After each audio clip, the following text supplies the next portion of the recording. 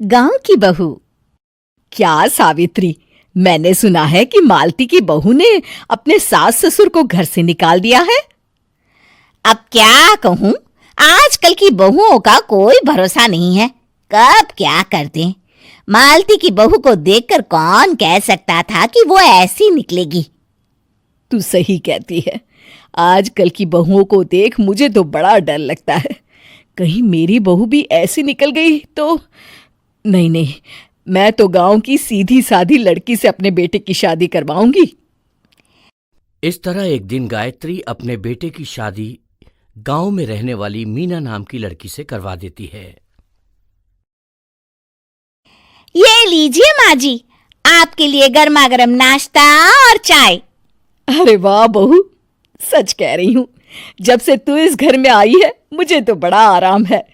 तेरे जैसी बहू तो किस्मत वालों को मिलती है।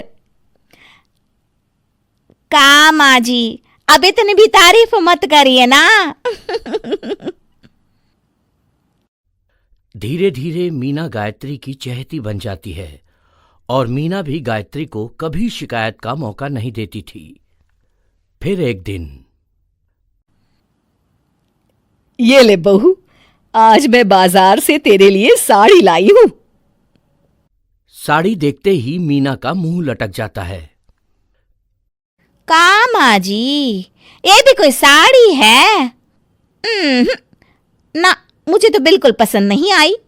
अरे लाना ही था तो कोई अच्छी महंगी वाली साड़ी ले आती मेरे लिए।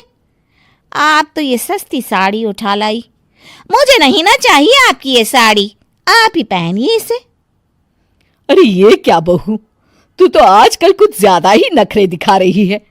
मैं इतने प्यार से तेरे लिए साड़ी लेकर आई हूं और तू है कि उल्टा मुझे ही दो बातें सुना रही है। अरे माँ जी, आप अपने लिए तो बड़ी डिजाइनदार और महंगी महंगी साड़ियां खरीदती हैं और मेरे लिए ये सस्ती साड़ी ले आई। आप समझती हैं कि मैं गांव से आई हूं इसलिए मुझे कुछ नहीं पता। हाँ, अरे कुछ नहीं, तुझे शहर की हवा लग गई है बहू। इस तरह दोनों सास बहू में रोज किसी न किसी बात पर लड़ाइयां शुरू हो जाती थीं। एक दिन गायत्री अपनी कुछ सहेलियों को अपने घर चाय पर बुलाती है।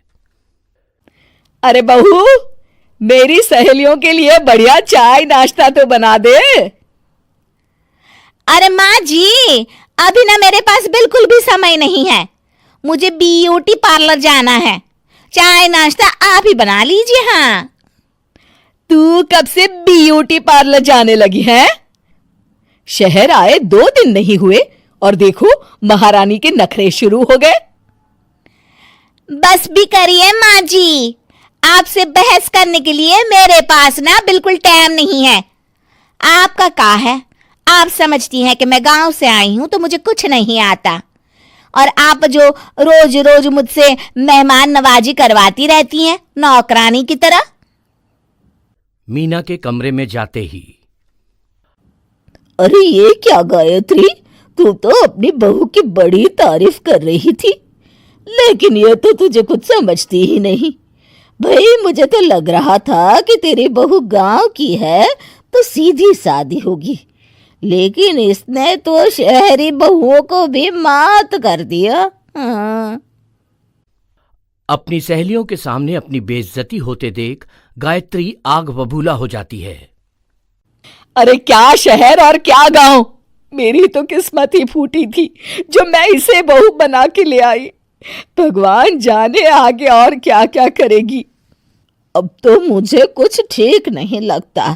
तू जरा संभल के रहना, कहीं मालती की तरह तेरा भी हाल बेहाल ना हो जाए।